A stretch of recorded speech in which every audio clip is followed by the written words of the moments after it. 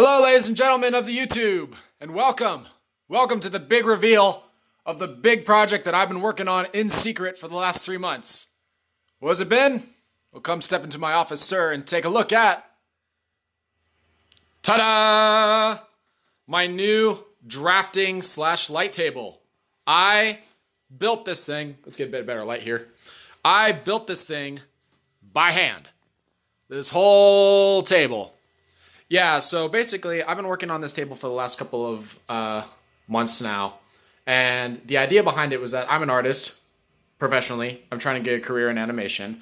And basically, I needed my very first art / drafting table. And I looked up the number of ones online and found that I didn't really like them, either because they were too small or a little flimsy, or just weren't out of a material that I liked. So I figured, you know what? I'll build it myself, and I'll probably build it better and cheaper than other ones. So the full detail of this table is actually inside this camera. I'm using my phone right now. Basically, this camera has like a much more detailed video about how I built this table and what I was thinking when I was building it. It's just that, lo and behold, I have lost the connector that connects the stuff in this camera to my computer. So because of that, I basically have all this great footage that is trapped inside this camera. So that video will come later once I get a new cord. But for now, let's do a brief overview of the table itself. So this drafting table is made pretty much completely out of wood. It's made out of a pine, which I stained with a dark mahogany red, so that it would match the table behind it. The table behind it is actually a duplicate of, or actually vice versa. This table is actually a duplicate of the table behind it in terms of its base. It runs off of I don't have a lot of light here, 2 large legs, I don't know how well you can see it, and 2 back braces with a tabletop to give it maximum support so that even if I shake the table, it's not really going to go anywhere, because you don't want a table shaking when you're drawing something. In addition to that, the table is designed with elegance and convenience in mind. One of the things that I noticed when I take a look at these drafting tables on the internet is that if you get a light table, they're often made with a glass tabletop. Nothing wrong with glass other than the fact that it will, when it scratches over time, the scratches will leave very sharp marks. So you have to replace the glass every couple of years. And glass is kind of expensive, and it takes a bit more effort to replace the glass part. And B, I find that glass has a lot of glare during certain times of the day, or if you have the light hitting it just right. And glare is no good. So I'm using a plexiglass tabletop instead. This is modeled after a table in my college, actually. A professor of mine, super cool guy, gave me the opportunity to dismantle one of the expensive tables at my college and figure out how it works. And thank heaven for that, because if he didn't, I would never have completed this project. I've built many things in my life, which you'll learn more about in this video. But this is unquestionably the hardest thing I've ever built. And without that knowledge of deconstruction, I would never have successfully built it. So thank you very much to him. So the table is set for 2 matters of convenience. First of all, the thing goes up from... Let's talk about this first. First of all, the thing goes from about 30 degrees is the lowest point it can go, all the way up to about a 70-degree angle. So it'll go about this high, which is ideal for a drafting table.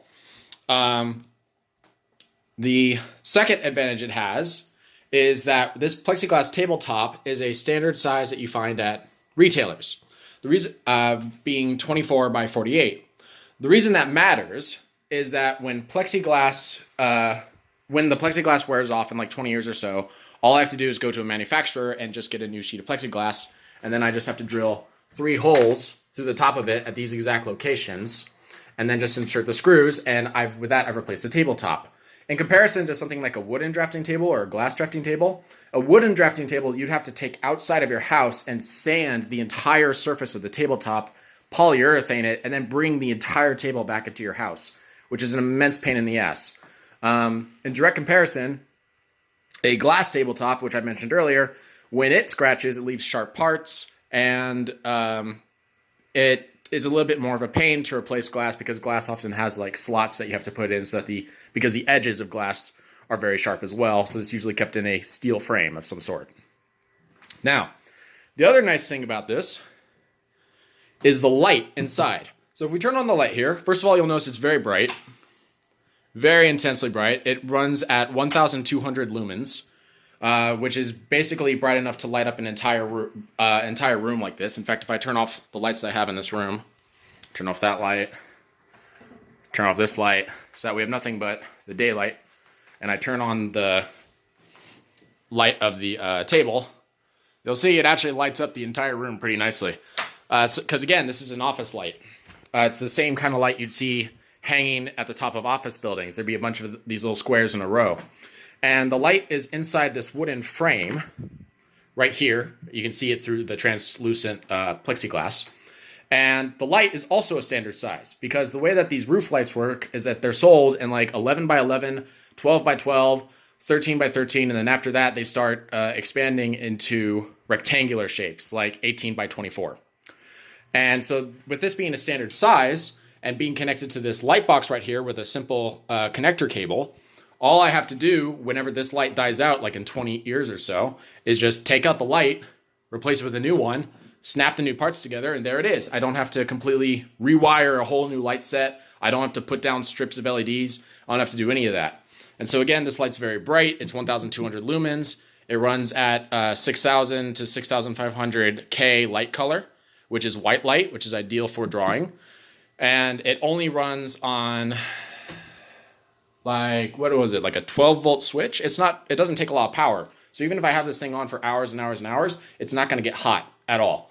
And so, yeah, that serves me pretty well. Now, what else to talk about with this thing? Yeah, I think that covers most of it. Oh, one thing we did do when I was working on this is that since I was fixing up the table... Oh, actually, I guess I could talk about the lip. We'll talk about the lip first. So in addition to the plexiglass tabletop and the interchangeable light, I also put in this lip made of aluminum. And the aluminum lip was originally just a flat piece of metal that I had to cut with a metal saw. And then we punched these holes into it for the screw bits. And this metal lip sits a little bit higher than the plexiglass. And it does that on purpose. You can see how the plexiglass is flush with the top up here. It is not flush with the top down here. And the reason it does that is to make it easier, that pen doesn't roll well, is to make it easier for a pen to get caught if I drop it. And it can hold relatively thick pens. It will start dropping stuff off the edge when they get to about an inch thick. But at the very least, it is able to catch this pen, which is the most important pen, which is the pen I want to catch. I don't want this falling to the ground and breaking. Digital pens are quite expensive compared to other pens. So yeah. While I was at it, I was also fixing up the room to get some other stuff. One of the things I did was I set up my bookcase to be better. The bookcase was really just filled with junk. Now it's filled with the games I use for the channel and just games that I own. They're separated by Nintendo and Sony. A few art supplies. I got more than the garage. And as well as some cleaning equipment, so that's all well and good. So this cupboard is now folds a purpose. The dresser, which is filled with all sorts of junk, now holds the additional pen and simple, or wrong one, now holds the additional pen and simple work supplies in here instead of in here. Because with the old table has this really nice set of drawers right here. You can kind of see them. And those drawers held a number of papers, number of books, and a couple of other things. I basically took out all the stuff that I would need for the channel in of itself, and I set them up in here instead. And so basically, this front table is going to be the table that I draw on, the table that I work on, and this back table, its only purpose is to hold all the stuff. So the PS4, the Switch, controllers, wires, the HDMI switch, the microphone stand, the computer, and of course the monitor itself. And the microphone stand is another thing that came in. While I was cleaning this out, I got this microphone stand for free because I found an old Amazon gift card hiding in the back of there that apparently is like 10 years old. But luckily, in the state of California, gift cards can't have expiration dates. So that gift card had $25 on it. This is $21 including shipping. And I needed it because beforehand, I was using one of these little foot stands. And a foot stand's not going to sit on an angular table that well. At least not with a microphone in it. I won't trust it. So now, I have one of these nice little hangover stands and it serves me pretty well.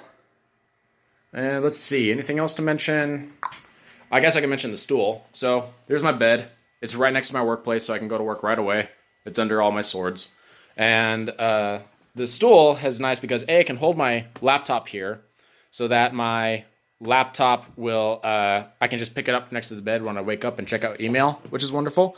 But also I can just take it off, scoot it forward a little bit, because again, there's an amazing amount of leg room under here. I've got like a full span of 48 inches of leg room down there, which is great because I'm 6'3". I'm very tall. And I can just put my drink there instead. Oh, coaster. I'm going with the coaster. I can put my drink there instead when I'm recording. So that stool is going to serve as a very nice table for this exact table height, just out of convenience. Yeah.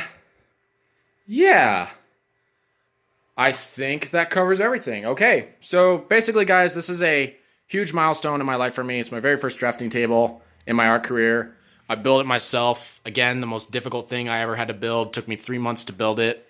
It's a beautiful table.